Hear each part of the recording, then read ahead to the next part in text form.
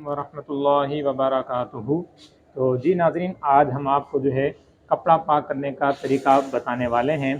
तो क्योंकि बहुत से लोग हैं कि जिन्हें जिस तरह से गुस्ल के फ़राइज़ भी मालूम नहीं होते कि इंसान किस तरह से पाक होता है, तो इसी तरह से बदन की नापाकी किस तरह से दूर करनी ये भी मालूम नहीं होती। तो इसी तरह से कपड़ा किस तरह से पाक करना है तो ये भी बहुत से लोगों को मालूम नहीं होता।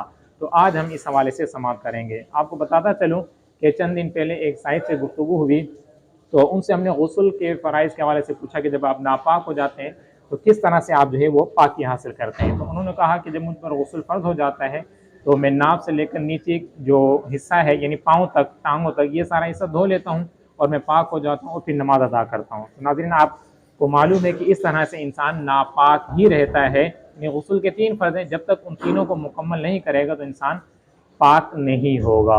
अगर नमाज़ पढ़ेगा नमाज भी नहीं होगी, मस्जिद में जाएगा तो यूँ गुनाहगार भी होगा।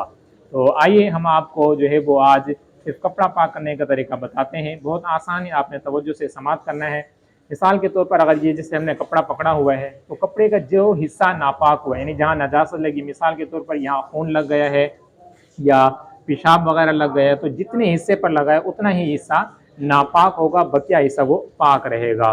तो बाद लोग ये समझते हैं कि जैसे अगर इस जगह पे नजासत लग गई तो पूरा ही कपड़ा नापाक हो जाएगा। इसी तरह अगर किसी के ऊपर गुस्ल फ़र्ज़ हो गया तो वो ये समझते हैं कि इंसान के पूरे कपड़े नापाक हो गए, तो ऐसा हरगिज़ नहीं है, बल्कि जहाँ नजासत लगी है सिर्फ उतना ही हिस्सा वो नापाक होगा। तो आइए, मिसाल के तौर पर यहाँ नजासत लग चुकी है तो हम जो है या आपने नल खोलना है, नल खोलने के बाद उतने हिस्से को आपने पकड़ना है, पकड़ने के बाद पानी के नीचे आपने इसको मसलना है। तो इसे जब मसलते रहेंगे आप, तो जब आपको कुछ देर के बाद इत्मीनान हो जाए, आपके जहन में ये बात जम जाए कि अब पानी नजासत को बहाकर ले गया होगा, आपका ये ज़न्न गालिब हो जाए, तो उस वक्त ये कपड़ा बिल्कुल पाक हो जाएगा। अब उसके अंदर आप नमाज भी पढ़ सकते हैं या नमाज पढ़ किसी जगह बिछा कर उसके ऊपर नमाज पढ़नी है तो इस तरह से आप बिल उस पर नमाज भी अदा कर सकते हैं। अल्लाह ताला की बारगाह में दुआ है कि अल्लाह ताला हम सबको सही तरीके से तहारत हासिल करने की तौफीक अता फरमाए। अस्सलामु अलैकुम वरहमतुल्लाहि वबरकातुहू।